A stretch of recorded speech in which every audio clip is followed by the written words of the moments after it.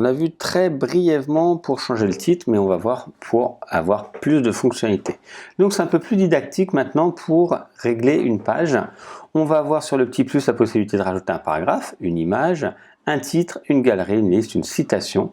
Et après, il y a d'autres éléments. Par exemple, pour les menus blocs, on va avoir des mises en forme.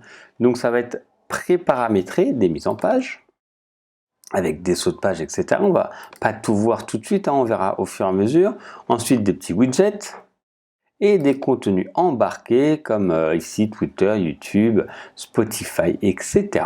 On pourra en mettre plusieurs.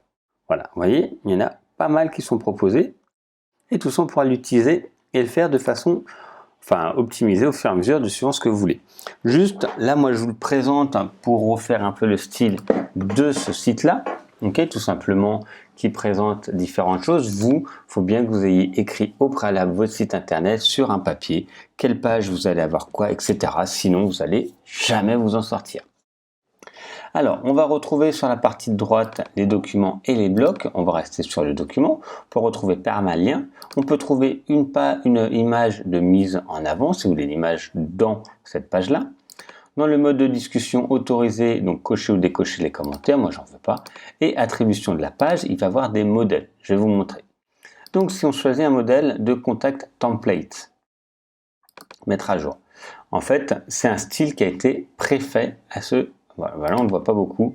Qui a été préfet et prédéfini pour avoir un style graphique. Donc moi, d'ailleurs, sur mon thème, ça ne change pas. Sur le vôtre, ça changera peut-être. Là, il faudra rajouter quelques plugins. Alors, maintenant, je vais pouvoir changer, vous voyez ici, la disposition des éléments, parce que ça a été créé de cette manière-là. Je vais pouvoir le monter ou le descendre. Ça a été fait en plusieurs blocs. Ici, j'ai des liens qui ont été faits. Et quand je sélectionne un des blocs, vous voyez, on peut modifier les éléments qui sont là. Nous, ce qu'on va faire, on va tout simplement créer une nouvelle page vierge pour que l'on voit vraiment comment on la constitue. On ne va pas partir d'une page qui existe, on va partir d'une page vierge.